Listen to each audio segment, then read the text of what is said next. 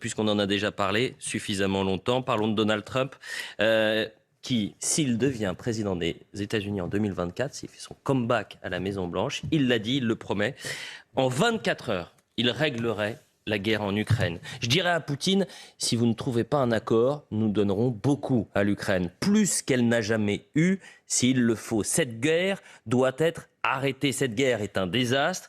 Et il a dit, je dirais à Zelensky, ça suffit, faut trouver un accord. Est-ce qu'il faut croire Donald Trump, Geoffroy Lejeune? Ah oui, évidemment qu'il faut le croire. En 24 heures. Attendez, c'est le seul président américain depuis avant George Bush qui n'a pas déclenché de conflit quand il était président, en 4 ans. Le seul.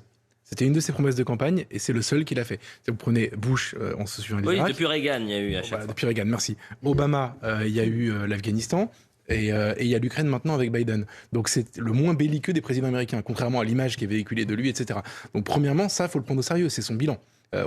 C'est quelque chose de concret qu'on peut constater. Et ensuite, la deuxième chose qui est intéressante, c'est au fond, pour moi, la partie la plus intéressante de la déclaration, ça prouve l'implication en fait extrême des États-Unis dans ce conflit. C'est-à-dire qu'on le sait, on le dit parfois, certains experts le disent, mais c'est pas la vérité officielle qui s'est dégagée pour le grand public de ce conflit, c'est l'implication des États-Unis et notamment la manière dont ils ont aidé l'Ukraine. C'est pas un secret, mais ce qu'il dit en creux, c'est que le sort de cette guerre dépend des États-Unis et je pense qu'il a raison.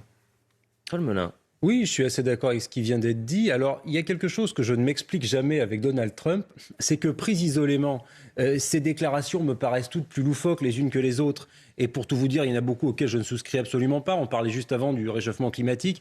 Moi, je suis profondément convaincu que le dérèglement climatique est une menace pour nos vies à long terme. Donald Trump, pas du tout. Vous voyez, il y a une myriade de sujets sur lesquels je trouve Donald Trump excessif. Et je pense qu'il faut plus effectivement le juger au bilan de sa politique qu'à ses déclarations qui partent dans tous les sens. C'est pas un homme politique, il maîtrise pas sa communication comme le fait M. Biden. Par conséquent, il faut le juger sur ses actes. Et force est de constater que ça a été probablement le président des États-Unis le moins belliqueux. Parce qu'il a rompu avec cette fameuse doctrine des États-Unis gendarmes du monde qui, je pense, a fait tant et tant de mal au monde entier. Et je déplore que Joe Biden, lui, est finalement un démocrate plutôt conservateur puisqu'il s'inscrit précisément dans cette tendance des États-Unis gendarmes du monde et qu'on sait très bien que lorsque les États-Unis font ce type de politique, on met en péril un certain nombre d'équilibres du monde un peu partout. Voilà pour l'actualité internationale et revenons en France à présent et parlons d'Émile. Rarement